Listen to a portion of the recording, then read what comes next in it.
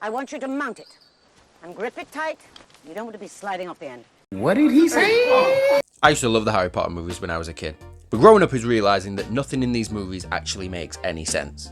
First off, Dumbledore just leaves baby Harry on the Dursleys' doorstep. Do you know how much hassle they would have had to go through to get guardianship over him? They would have had to declare him, go to the council, have people look into them to see if they're good enough parents, like when you adopt someone.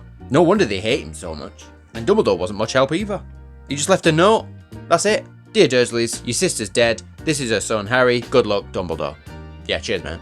Then, when Harry's old enough to go to Hogwarts, Dumbledore trolls them with a bunch of letters and sends his henchman Hagrid to track them down and take him. A couple of notes on this scene, by the way. First of all, where did Vernon get that shotgun from? What, is he a farmer? And second, Harry's not too bright, is he? Some strange man has just beat down his door, told him he's a wizard and that he needs to leave with him to go to super special magic school to learn how to be a wizard.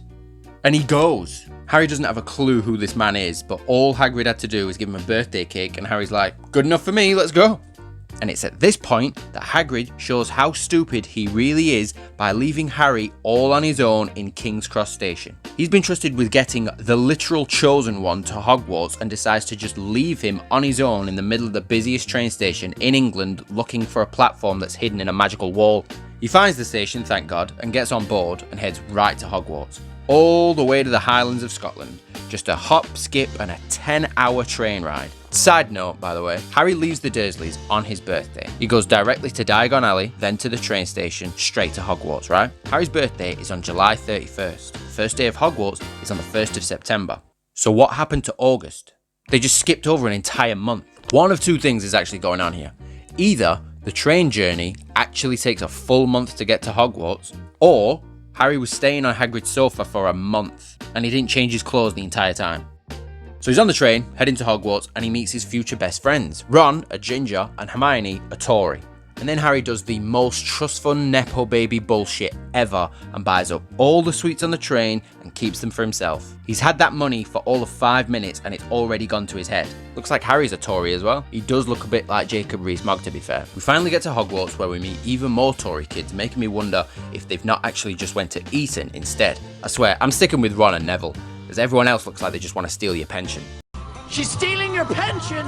So they're going to the Great Hall, and Harry finally meets Dumbledore for the first time, who immediately tells him that he could die here. The forest will kill you, the stairs will kill you, the third floor corridor will kill you, pretty sure Mr. Finch wants to kill you, and that's not even getting to the teacher that wants to kill you. Might have been safer at home, mate. Soon enough, Harry immediately gets put on the Quidditch team, because of course he does. What's Quidditch, you ask? Well, it's the most dangerous sport in the world that involves cannonballs being yeeted at kids' heads while they fly around on broomsticks 100 feet in the air. What could go wrong?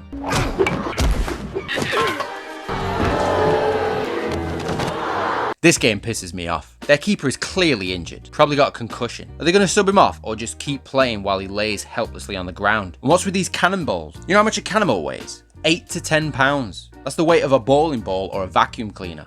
Honestly, it's these kind of things that just make me question this whole world. Like, who in their right minds would hire Mr. Filch as the caretaker of a school? Guy's got restraining order written all over him. And wizard chess, what's that about? Sure, it looks cool, but it means that you can only play it once because all the pieces are now smashed up. What's the point? And why, for the love of God, do Harry's parents look like they're middle-aged librarians? They died when they were 21. Like, here's another one. Red flag number 1. They built a school next to a deadly forest, right? Then they tell the students to just not go in there when it's literally like 50 feet away. But when the guys get detention for sneaking out, guess what the teachers get them to do? Go inside the deadly forest. I mean, who's running this shit show? So after all this and a huge journey through deadly traps, another red flag by the way, Harry finds Voldemort and blah blah blah defeats him. But you know who the real villain here is? Dumbledore. He's the one who left Harry with an abusive couple, he's the one who hired Quirrell, and if you're saying, yeah, but he didn't know Voldemort was on the back of his head, you mean to tell me that the greatest wizard in the world can be stumped by a turban? Give me a break. He hasn't got a clue what's going on. Then, right at the end of the year, he just decides to rig the whole system and randomly give Gryffindor 1,000,000 points to steal the House Cup away from Slytherin. This movie's crazy. Dumbledore's horrible, Hogwarts needs closing, and why did no one help Oliver Wood? He's just laying there, bless him. Hogwarts is terrible.